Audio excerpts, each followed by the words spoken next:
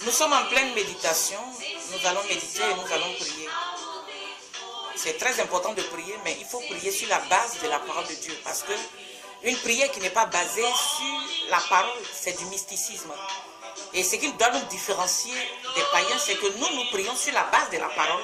Nous prions la parole, nous méditons la parole, nous parlons la parole et nous mangeons la parole. C'est ça qui nous rend forts.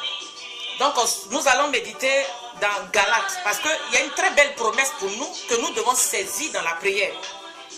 Galates 3 du verset 13 au verset 14. Nous avons l'habitude de lire, mais je crois que nous devons rentrer en profondeur et récupérer ce qui nous revient de droit sur le plan spirituel, parce que Christ n'est pas allé à la croix en vain, mais Christ nous a donné quelque chose. Je ne peux pas vous présenter la personne qui est à côté de moi, parce que je ne veux pas que je la présente, mais vous allez entendre sa voix quand elle va lire les passages tout à l'heure. Bon, donc Galates 3 verset 13 à 14. Christ nous a rachetés de la malédiction de la loi, étant devenu malédiction pour nous, car il est écrit: maudit est quiconque est pendu au bois. Verset 14. Afin que la bénédiction d'Abraham eût pour les païens son accomplissement en Jésus-Christ, et que nous ressuscions par la foi l'esprit qui avait été promis. Que Dieu bénisse sa parole. Père, nous te bénissons, nous te remercions, parce que nous croyons que tu as pris le contrôle pour nous conduire, pour nous révéler cette parole, pour nous expliquer cette parole, pour nous permettre de comprendre cette parole et pour nous permettre de recevoir la promesse de cette parole. Je te bénis parce que ce moment est sous ton contrôle. Amen. Maintenant, pour comprendre ces deux versets de la Bible, Christ s'est fait malédiction. Nous allons essayer de comprendre en lisant certains versets qui nous permettront de bien comprendre avant que nous ne puissions rentrer véritablement dans... Nous commençons à décortiquer ce passage. Donc, je vais demander comme ça de lire Romains 8, verset 3. Romains 8, verset 3. Romains 8, verset 3, si tu suis avec moi cette vidéo, quand tu vas voir cette vidéo, tu prends avec moi. Romains 8, verset 3, 2 Corinthiens 5, verset 21. Et Deutéronome 21, verset 23. Nous allons prendre ces trois versets pour comprendre ce passage-là. Romains 8, 3, 2 Corinthiens 5, 21, Deutéronome 21, 23. Je crois que nous allons rentrer dans... Nous allons commencer par l'Ancien Testament. On va lire d'abord Deutéronome. On va lire Deutéronome 21, verset 23.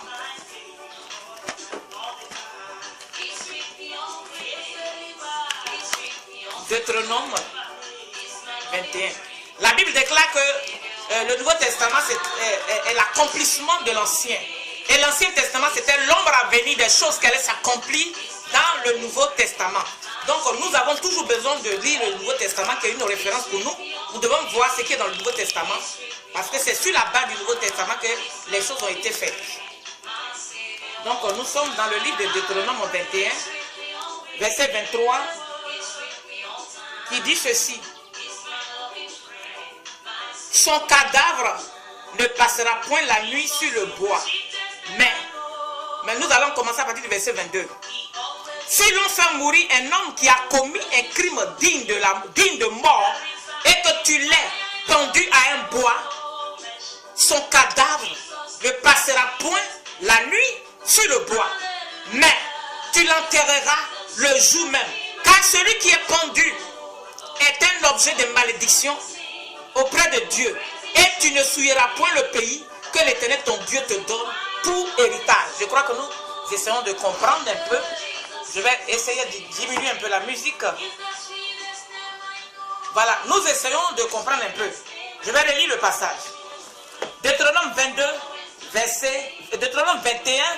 verset 22 à 23. Si l'on fait mourir un homme qui a commis un crime digne de mort, et que tu l'aies pendu à un bois, son cadavre ne passera point la nuit sur le bois, mais tu l'enterreras le même jour. Car celui qui est pendu est un objet de malédiction auprès de l'Éternel. Et tu ne souilleras point le pays que l'Éternel ton Dieu te donne pour héritage. Vous savez, la crucifixion, Jésus-Christ a été crucifié, mais la crucifixion était réservée aux dangereux criminels.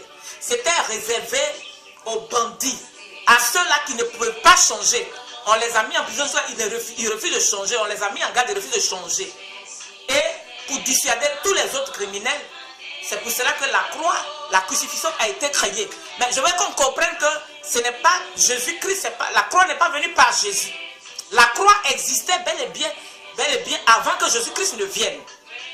Et donc, lorsque la Bible dit que Jésus devait mourir comme un bandit, c'est pour cela que vous remarquez que le jour que Jésus-Christ est mort, il est mort au milieu de deux bandits. Vous avez remarqué qu'il est mort au milieu de deux bandits. Or, Galates 13 nous dit ici quoi? Galates 3, le verset 13, nous dit, Christ nous a rachetés de la malédiction de la loi, étant devenu malédiction pour nous, car il est écrit, maudit et quiconque est pendu au bois. Donc, maudit et quiconque est pendu au bois, nous avons vu cela en Deutéronome. Donc, Christ en allant mourir à la croix, c'était pour qu'il soit une malédiction pour nous. C'est-à-dire c'était pour ramasser toutes nos malédictions. Il a ramassé la malédiction. Parce que sous la loi, le péché entraînait la malédiction. Et nous sommes tous des pécheurs. Nous avons tous péché. Nous marchions tous dans nos vaines manières de marcher lorsque Christ est venu mourir à la croix. Et c'est pour cela que la Bible dit aussi en Romains 5, le verset 8, que mais en ceci, Dieu prouve son amour avec tous, car lorsque nous étions encore pécheurs, Christ est mort pour nous. Donc Christ n'est pas mort d'une mort simple. En mourant, il a accepté d'être maudit pour nous. Donc si on a maudit le Christ pour toi, mon frère, ma soeur, on l'a maudit pour que toi tu sois béni. On l'a maudit pour que tu sois libéré. On l'a maudit pour que l'emprise du diable sur ta vie soit brisée. On l'a maudit pour que toute malédiction ancestrale qui subsistait contre toi soit brisée et annulée. Et c'est pour cela qu'il a dit en Colossiens 2, le verset 14, que l'acte dont les ordonnances nous condamnaient et dont les prédictions nous étaient contraires, Christ l'a détruit par sa crucifixion. Donc par sa crucifixion, il a brisé la malédiction sur ta vie. Il a brisé la malédiction ancestrale. Il a brisé la malédiction de la loi. Il a brisé toutes sortes de malédictions qui pourraient subsister contre toi depuis des décennies, depuis tes ancêtres. Il a brisé cela. Ça s'arrête à ton niveau. Amen. Et le verset 14 nous dit quoi? Mais avant de partir dans le verset 14, nous allons voir ce que Romains nous dit. Romains 8, verset 3, que tu vas lire. Romains 8, le verset 3. Okay. Oui, car chose impossible à la loi. Lis à partir du verset 2. Ok. En effet. Lis à partir du verset 1er.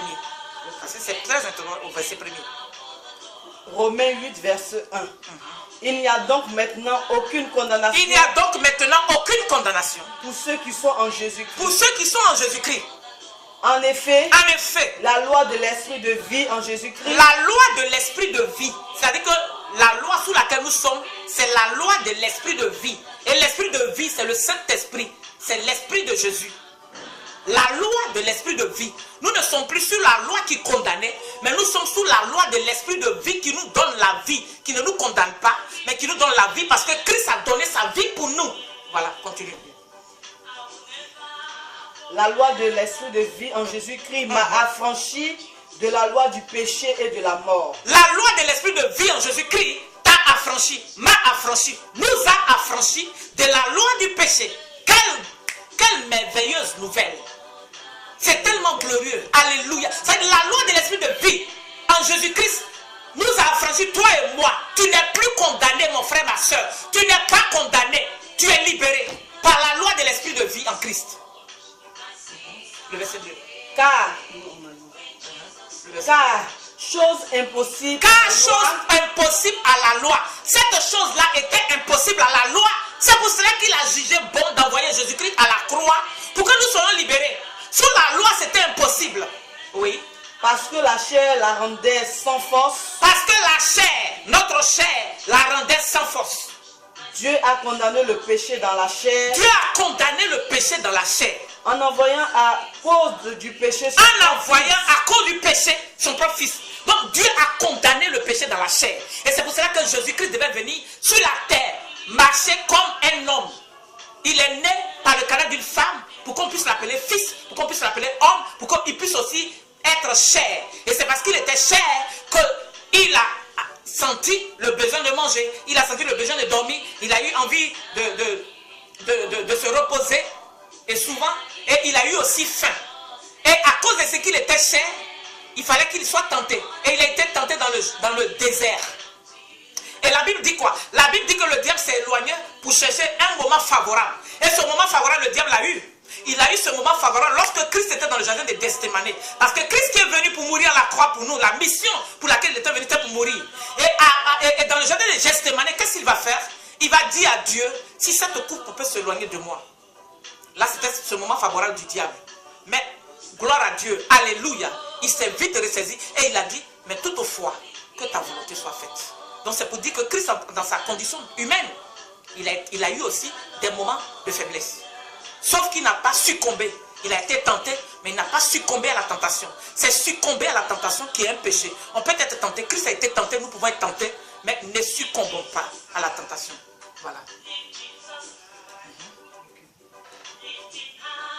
C'est fini, non? Cette partie est finie. Donc maintenant nous allons lire 2 Corinthiens 5, verset 21. Toujours pour comprendre Galates 3, verset 13 à 14. 2 Corinthiens 5, verset 23. Et souvenez-vous que c'est dans 2 Corinthiens 5 que la Bible dit celui qui est en Christ est devenu une nouvelle création. Les choses anciennes sont passées. Et c'est le verset 21 que nous allons lire.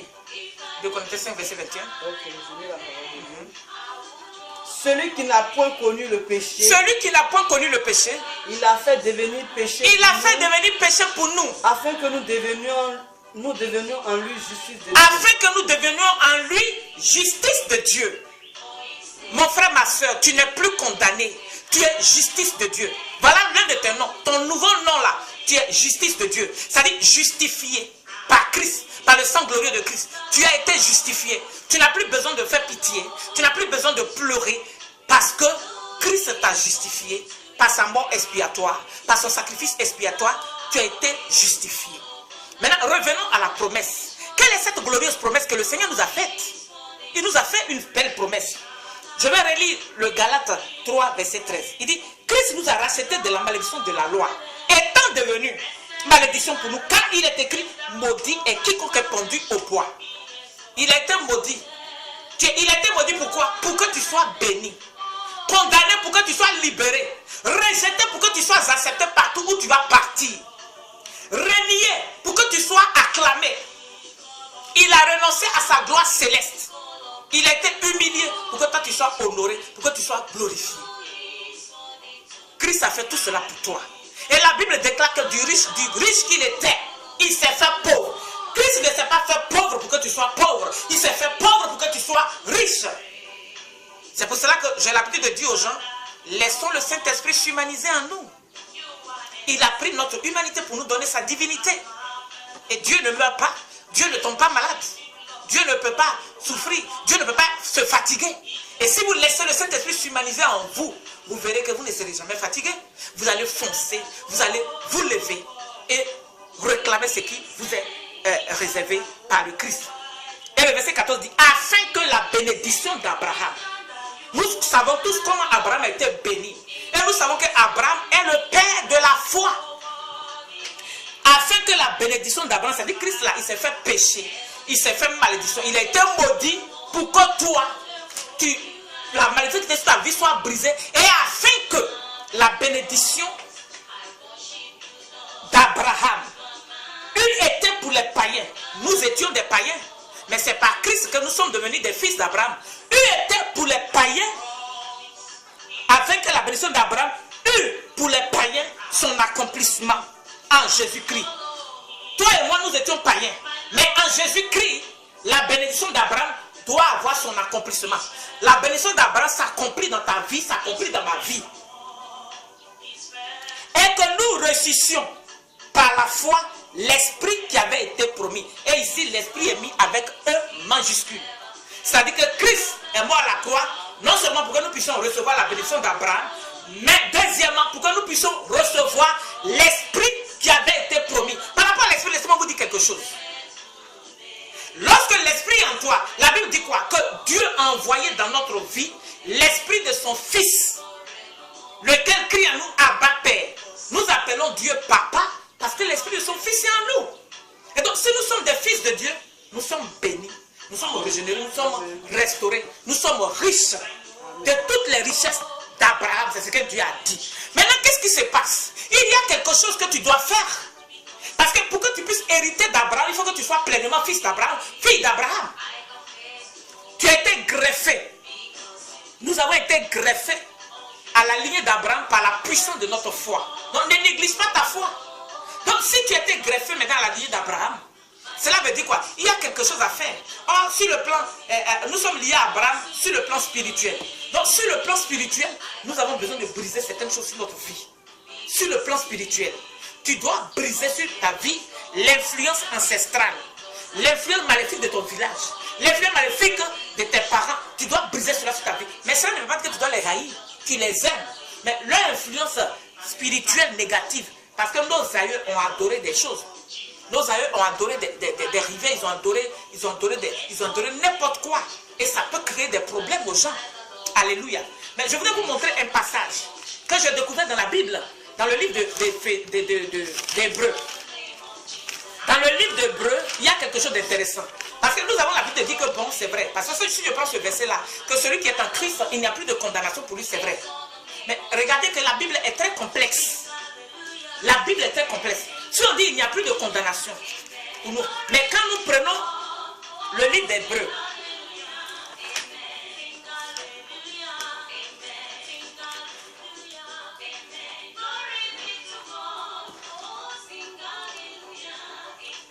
je vais lire à partir du verset 7 pour que nous puissions vraiment comprendre quelque chose. Hébreux chapitre 7, à partir du verset 1 plutôt. Hébreux chapitre 7, à partir du verset 1, pour que nous puissions comprendre quelque chose par rapport à notre lignée. À notre lignée qui peut nous souiller, qui peut tenir notre image, à nos racines, à nos ancêtres. Voilà. En effet, ce Melchisédek, roi de Salem, sacrificateur du Dieu vivant, qui alla au-devant d'Abraham lorsqu'il revenait de la défaite des rois, qui le bénit, et à qui Abraham donna la dîme de tout ce qui, Abraham donna le dîme de tout, qui est d'abord roi de justice, qu'après la signification, d'après la signification de son nom. Ensuite, roi de Salem, c'est-à-dire roi de paix, qui est sans père, sans mère, sans généalogie, qui n'a ni commencement de jour, ni fin de vie, mais qui est rendu semblable au Fils de Dieu. Ce Melchisédek demeure sacrificateur à perpétuité. Melchisédek, vous pensez que c'est qui? Toi et moi, nous avons l'Esprit de Dieu, tu sais de quoi il s'agit. Maintenant, le verset 14. Considérez combien est grand celui auquel le patriarche Abraham donna la dîme du butin. Ceux des fils de Lévi qui exercent le sacerdoce ont, d'après la loi, l'ordre de lever la dîme sur le peuple, c'est-à-dire sur leurs frères, qui, cependant, sont issus des reins d'Abraham. Écoutez très bien, cette partie, la partie là, ça dit, ça commence à devenir intéressant. Sont issus des reins d'Abraham. Et lui, qui ne tirait pas de son origine, il leva la dîme sur Abraham et le bénit. Celui qui avait les promesses. Or, sans contredire l'inférieur qui est béni, or c'est sans contredire l'inférieur qui est béni par le supérieur. C'est-à-dire que c'est l'inférieur qui est béni par le supérieur. C'est ce qui est supérieur qui doit bénir l'inférieur. Donc celui qui a béni Abraham, c'est Jésus. Maintenant, ce n'est pas le plus important. Et il dit, et ici, ceux qui perçoivent la dîme sont des hommes mortels. Mais là, c'est celui dont il est attesté qu'il est vivant. De plus, le verset 9. Lévi qui perçoit la dîme l'a payé pour ainsi dire par Abraham. Écoutez quelque chose. Lévi qui perçoit la dîme l'a payé pour ainsi dire par Abraham. Et le verset 10. Car il était encore dans les reins de son père lorsque Melchisédek alla au-devant d'Abraham. Vous comprenez quelque chose? Nous devons comprendre en profondeur cette parole. Lévi qui payait la dîme était dans les reins d'Abraham lorsque Abraham a payé. Abraham est son aïeul. Mais lorsque Abraham a payé la dîme, ça dit que c'est comme si c'est Lévi qui la faisait. Si c'est Lévi qui le faisait. Alléluia. Alléluia. Lorsque Abraham donnait sa dîme, c'était comme c'est Lévi. Maintenant, toi et moi, nous sommes africains. Lorsque ma grand-mère ou bien mon aïeul faisait ses sacrifices rituels, j'étais dans ses reins. Lorsque Lorsque mon grand-père faisait ses sacrifices rituels, moi j'étais dans ses reins. Et à cause de ce que j'étais dans ses reins, lorsque je me convertis en tant qu'Africain, puisqu'ils ont adoré des rivières sacrées, ils ont eu des canaries sacrés, ils ont eu tant, des bois sacrés, tout. Nous, on n'était même pas au courant de ça. C'est vrai. Mais la Bible dit, lorsque Abraham payait sa dîme, lorsqu'il donnait sa dîme, Lévi était dans ses reins. Et c'est pour cela que toi et moi, nous devons éradiquer sur le plan spirituel tout ce que nos aïeux ont fait. Nous devons briser cela. Est-ce que tu comprends un peu? Amen. Tu as compris, non? Tu as compris la profondeur de ce passage. Alléluia. Voilà. Nous devons briser cela. Donc, même si tu te convertis, tu es allé dans les églises, on dit non, voilà, comme tu es en Christ, il n'y a plus de condamnation, tu es délivré. Tu es délivré. Et c'est ce que ton grand-père a fait. Abraham a fait, et ça s'est déporté sur ses petits-enfants. C'est pour ça que les Lévites perçoivent la dîme. C'est pour ça que les Lévites perçoivent la dîme. Donc, si je suis citoyenne africaine, je me suis converti, est-ce que je sais tout ce que mes grands-pères ont fait? Ce que mes aïeux ont fait? Tout ce qu'ils ont fait là, ça peut venir si je ne prends pas la peine de briser. Et c'est pour cela que toi et moi, ce matin, nous allons prier. Nous allons briser toute oppression, toute influence de nos parents sur nos vies. Mais je ne suis pas en train de dire, prophète Esiba n'est pas en train de dire, il faut haïr ta maman, il faut haïr ton papa. Non. Même s'ils pratiquaient la sorcellerie, tu dois les gagner par l'amour. Tu dois les gagner par l'amour et tu ne dois pas les rejeter. Tu dois composer avec eux, tu dois les aimer. Et c'est dans l'amour que tu pourras les gagner. Parce que, quand les silences ont dit aujourd'hui, crois au Seigneur Jésus et tu seras sauvé, toi et ta famille. Toi, tu es sauvé, mais il faut te soucier du salut de ta famille. Fais tout pour que ta famille aussi soit sauvée. Donc, ce matin, nous allons prier. Les prières que nous allons faire, c'est des prières d'auto-délivrance. Tu vas t'auto-délivrer. Et si tu suis, tu vas voir ce qui va se passer. Parce qu'en faisant ces prières, il y a des choses glorieuses qui vont se passer dans ta vie. Alléluia. Amen. Alléluia. Amen. Alléluia. Amen. Nous allons prier ce matin. Pendant que avant de commencer la prière, pour toi qui vas suivre cette vidéo, avant de commencer la prière, prends la peine de te repentir sincèrement. Et fais aussi la repentance d'identification. La repentance d'identification, c'est se repentir, par exemple, pour tes enfants, pour tes parents, pour ton époux, pour ton épouse. C'est ça la repentance d'identification. Parce que Dieu a dit en Deutéronome 20 qu'il va punir jusqu'à la 4e génération. Si tu es une 4e génération, moi je suis une 4e génération, il y a mon père, mon grand-père et mon arrière-grand-père. Donc je suis la 4e génération. Donc tu fais ce genre de prière-là, une repentance d'identification avant de rentrer dans la prière. Donc tu peux faire, Seigneur, je te prie de pardonner les péchés de mon père. Pardonne les péchés de mon grand-père, du côté de mon père. Pardonne les péchés des temps. C'est comme ça. Donc nous allons faire ce genre de prière-là. Donc nous allons commencer la prière. Mais avant de commencer, vous savez que le siècle présent est dirigé par Satan. Et nous devons briser l'influence de Satan sur notre vie aussi. Parce que sans le savoir, on peut faire des erreurs. Il y a des péchés par omission, on ne sait pas, on peut faire une petite erreur. Surtout avec le Saint-Esprit, nous péchons beaucoup. Parce que le Saint-Esprit vit en nous, c'est une personne. Mais est-ce que nous prenons la peine de lui parler? Est-ce que nous prenons la peine de lui dire, Saint-Esprit, je m'en vais ici, Saint-Esprit, je vais là? Parce qu'on le tréballe souvent partout sans même l'avertir. Il est très important de parler au Saint-Esprit. Donc, tu vas prier avec moi, tu vas répéter après moi, avec vie, avec autorité. D'abord, tu vas réclamer le sang de Jésus sur toi. Père, j'invoque le sang glorieux de Jésus-Christ sur moi. Je te prie, mon Dieu, mon roi, que le sang de Jésus qui a coulé pour moi la croix de Golgotha vienne me laver. Que le sang de Jésus me lave depuis le sommet de ma tête jusqu'à la plante de mes pieds. Que le sang de Jésus me lave depuis le sommet de ma tête jusqu'à la plante de mes pieds. Seigneur, purifie-moi. Seigneur, lave-moi. Seigneur, purifie mon âme. Purifie-moi, lave-moi ce matin. Je suis imbibé par le sang de Jésus. Je suis lavé. Lave mon nom, lave mon image. Au nom puissant de Jésus. Que le sang de Jésus coule sur moi depuis le sommet de ma tête jusqu'à la plante de mes pieds. Le sang de Jésus lave mes entrailles. Le sang de Jésus lave mes reins. Le sang de Jésus lave mes poumons, lave mon cœur, lave ma conscience. Le sang de Jésus purifie mes mains, purifie mes pieds, purifie la plante de mes pieds. Le sang de Jésus me lave. Le sang de Jésus me purifie de toute étiquette négative qui avait été collée sur moi. Le sang de Jésus me lave de toute péché spirituel collé sur moi par les sorciers. Au nom puissant de Jésus, le sang de Jésus m'embellit. Le sang de Jésus me repositionne. Le sang de Jésus me restaure. Le sang de Jésus me régénère et me repositionne dans ma destinée prophétique. Le sang précieux de Jésus me communique la vie.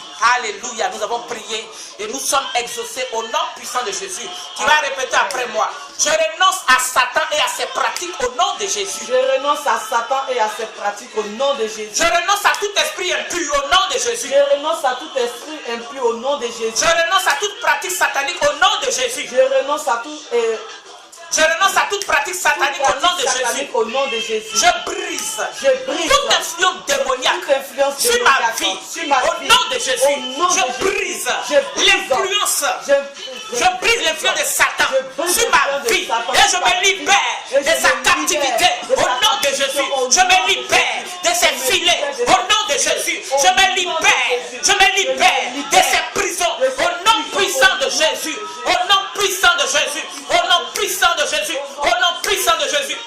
Et si tu n'as pas reçu le Christ, tu vas faire cette prière avant qu'on ne continue, avant de continuer. Et même si tu as déjà le Christ en toi, tu vas encore réitérer cette invitation du Seigneur. Tu vas dire, Seigneur Jésus, je t'ouvre la porte de ma vie. Je t'ouvre la porte de mon cœur. Viens dans ma vie et demeure-y pour toujours. Je confesse de ma bouche le Seigneur Jésus. Et je crois dans mon cœur que Dieu l'a ressuscité des morts. Je proclame que je suis un enfant de Dieu. Parce que je crois au Seigneur Jésus. Père, je te confie ce moment. Et que le Saint-Esprit prenne le contrôle de ma vie. Père éternel, je te prie de me conduire et de me fortifier dans ce moment de prière. Saint-Esprit, remplis-moi comme au temps des apôtres. Saint-Esprit, embrase-moi par ton feu et rallume à moi l'esprit de prière. Cher Père éternel, renouvelle en moi un esprit nouveau et que le Saint-Esprit me donne un cœur nouveau. Saint-Esprit, active en moi la vie de prière. Active en moi la vie de Dieu. Active en moi la vie Zoé. Active en moi la vie Zoé de Dieu. Je proclame que j'ai la vie de Dieu en moi. Je proclame que je suis une nouvelle créature, vivant avec la capacité surnaturelle de Jésus en moi. Je proclame que je suis une nouvelle créature, vivant avec la glorieuse présence de Dieu en moi. Je proclame le feu du Saint-Esprit autour de moi. Que le feu du Saint-Esprit m'embrase. Que le feu du Saint-Esprit m'embrase. Que le feu du Saint-Esprit rallume en moi l'esprit de prière. Que le feu du Saint-Esprit me galvanise. Que le feu du Saint-Esprit me renouvelle ce matin. Au nom de Jésus. Que le feu du Saint-Esprit consume en moi toute l'odeur. Que le feu du Saint-Esprit consume en moi toute maladie. Que le feu du Saint-Esprit consume en moi tout ce qui ne glorifie pas le Seigneur. Tout ce qui n'a pas été planté par le Père éternel est consumé ce matin par le feu du Saint-Esprit. Au nom de Jésus. Au nom de Jésus. Au nom de Jésus. Au nom de Jésus. Au nom puissant de Jésus. Alléluia. Alléluia. Maintenant, tu vas faire la prière de renoncement. Lorsque tu dis je renonce, tu proclames, tu dis le nom de ton père. Si pour le moment, on va faire pour le papa. Je renonce à mon père. Au nom puissant de Jésus. Et je brise son influence sur ma vie spirituelle. Au nom de Jésus. Je renonce à mon père. Quand tu dis je renonce à mon père, tu dis le nom de ton papa. Je renonce à mon père. Moi, mon père s'appelle Baïbalo Jacques. Je renonce à mon père Baïbalo Jacques. Et je brise son influence spirituelle sur ma vie. Au nom puissant de Jésus. Je renonce à mon père. Et je brise son influence sur ma vie. Au nom de Jésus. Tu répètes après moi. Je brise l'influence de mon père sur ma vie. Au nom de Jésus. Je brise l'esprit humain de mon père sur ma vie. Au nom de Jésus. Je brise l'influence de l'esprit humain de mon père sur ma vie. Au nom de Jésus. Je brise tout lien maléfique entre mon père et moi. Au nom de Jésus. Je renonce à tout héritage maléfique provenant de mon père. Au nom de Jésus. Je renonce à tout héritage maléfique provenant de mon père. Au nom de Jésus. Je refuse dans ma vie et dans mon corps toute maladie héréditaire provenant de mon père biologique. Au nom de Jésus, je refuse dans ma vie et dans mon corps toute maladie héréditaire provenant de mon père. Au nom de Jésus, je refuse dans ma vie les limites de mon père. Au nom de Jésus, j'arriverai là où mon père n'est pas arrivé. Au nom de Jésus, j'annule et je brise toute malédiction provenant de mon père.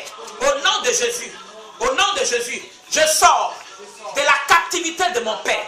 Au nom de Jésus, je brise l'influence de l'esprit humain de mon père sur ma vie et sur la vie de mes enfants. Au nom de Jésus, je proclame le feu du Saint-Esprit sur tout autel satanique de la maison de mon père qui parle contre moi et mes enfants. Au nom de Jésus, je brise le pouvoir de tout autel satanique de la maison de mon père contre moi et mes enfants. Au nom de Jésus, j'annule tout décret satanique contre moi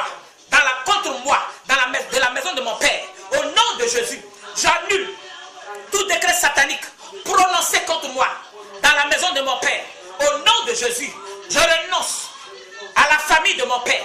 Je renonce à la famille Baïbalo. Au nom puissant de Jésus et à tout héritage maléfique de cette famille. Au nom de Jésus, je refuse d'être l'héritière de cette famille. Au nom de Jésus, je renonce à mon village paternel, Leïri, au nom de Jésus. Je renonce à Leïri, mon village paternel. Au nom de Jésus, je renonce à tout héritage maléfique provenant de ce village. Au nom de Jésus, je renonce à la sorcellerie de ce village. Au nom de Jésus, je renonce à toute pratique idolâtre de ce village. Au nom de Jésus, je ne me reconnais pas dans tout acte idolâtre de ce village. Au nom de Jésus, j'efface mon nom avec le sang de Jésus dans le registre spirituel des sorciers de ce village. Au nom de Jésus, j'efface mon nom avec le sang de Jésus dans le registre spirituel des célibataires de ce village.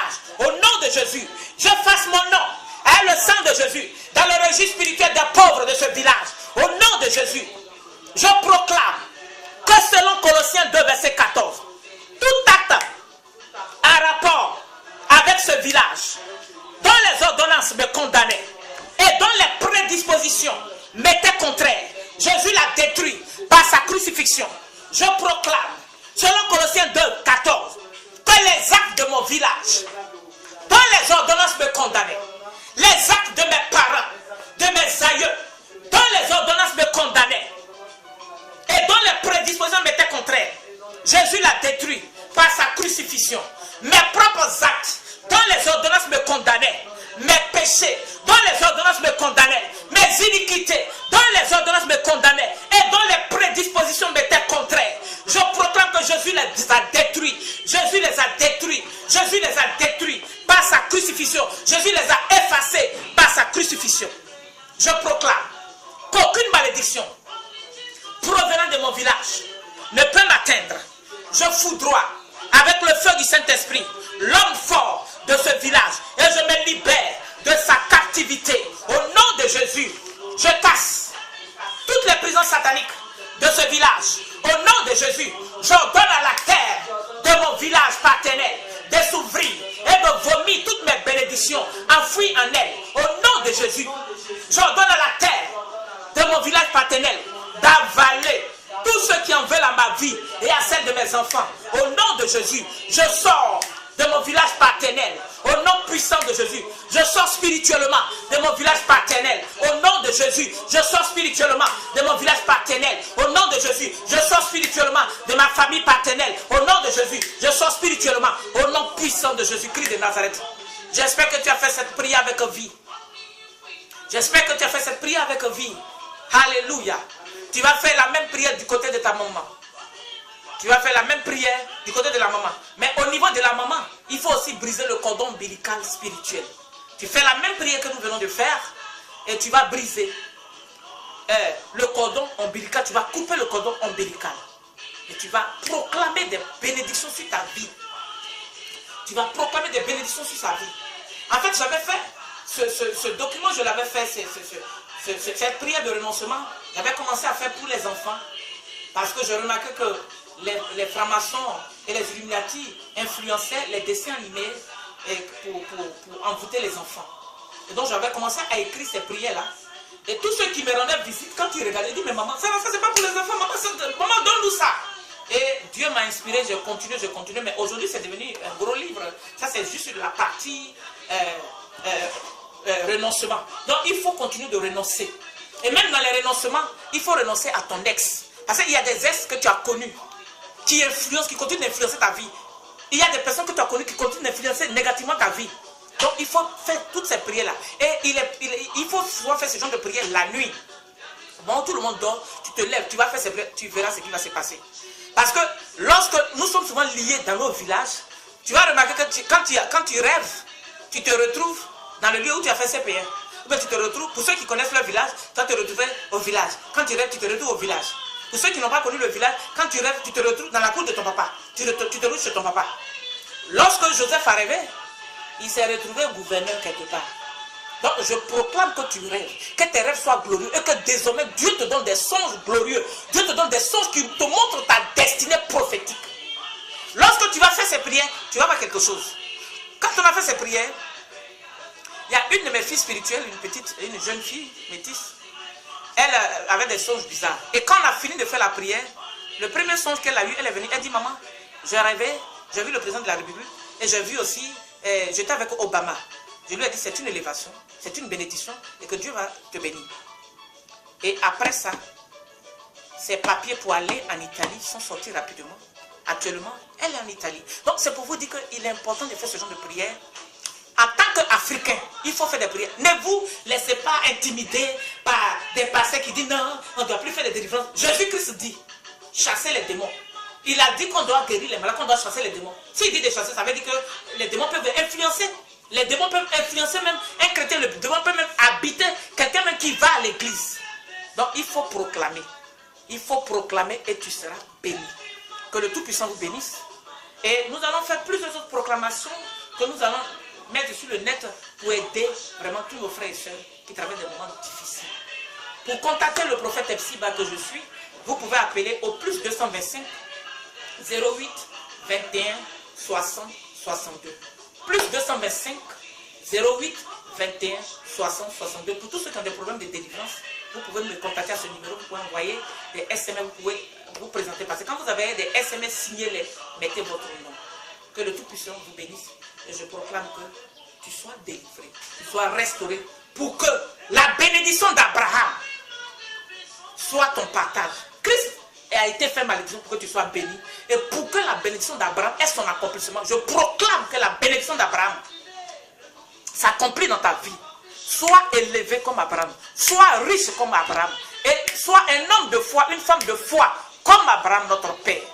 Désormais, tu es fille et fils d'Abraham. Alors, glorifie le Seigneur parce que tu es béni.